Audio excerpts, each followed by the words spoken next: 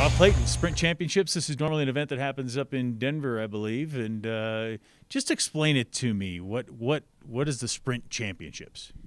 Well, Denver and the Air Force Academy, we came up with this format, who knows, maybe a decade ago. Just a chance for us to do something a little different. You know, we get to the end of the season. We've been swimming dual meets the entire year. Anyway, gives us a chance to do some things a little differently. So what we do, we swim 50s of strokes. We have a preliminary round, a semifinal round, and then a final round. And that's really the heart of the meet. We've also added, in the last several years, we've added a 200 free, a 500 free, a 200 IM, and some relays at the start and finish, just to make it a little more robust and to get a few more athletes involved in the meet. But the thing that's unique about the meet is that prelim, semifinal, final format of the 50s of strokes. And the 50s of strokes, usually we don't swim in a normal meet or even a championship meet. So it's just been a great way to launch us into the championship season with the WAC champs. So how does a swimmer go about it? Because you basically have 3 rounds, but you want to make the next cut. So, I mean, do you just try and swim your fastest in every race, or can you hold back a little bit? Maybe a few guys can hold back a bit, and we'll have some guys who will swim a couple different strokes, so they'll have to, you know, they potentially could be swimming 650s in addition to they're probably swimming a relay at the front or back of the meet. So, so it can be a pretty busy day for a swimmer, but still they're 50s. You can't really hold back on a 50. You got to go for it. Yeah.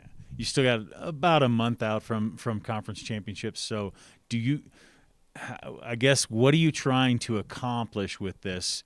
Is it the mentality that comes with, you know, actually competing kind of like for a championship, or how does it work? Well, there is the, you know, just much more focus on details in a 50. You know, you don't have a great start, you don't have a great turn, boy, you're in trouble. Not a lot of time to make that up. And that's what we want to be perfecting as we come in to the championship season. Yeah, we're 4 weeks and a day out of WAC champs.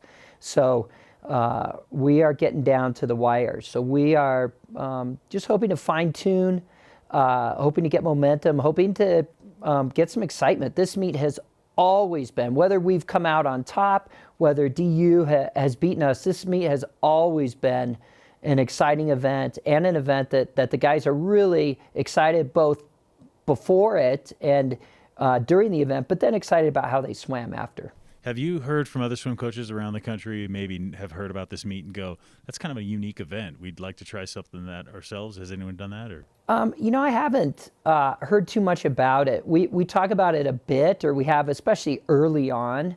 But this is a weekend where, you know, this time of year, a lot of people have their big rival, perhaps, for a dual meet, and so they kind of have that set. And you know, for us, it's just worked out really well for us. So, you know, we'll let the rest of the country do what they want to do. Denver's pretty high quality team too, so it's good competition. They are. They're a little down this year. They had 2 top 20 sprinters a year ago who have opted out of the season. So they're not the Denver team we've seen before. We know they'll be tough. We know they'll race hard. But we're catching them at a time that's they're definitely not the same team they've been. Rob Clayton, have fun this weekend. Thanks, Brian.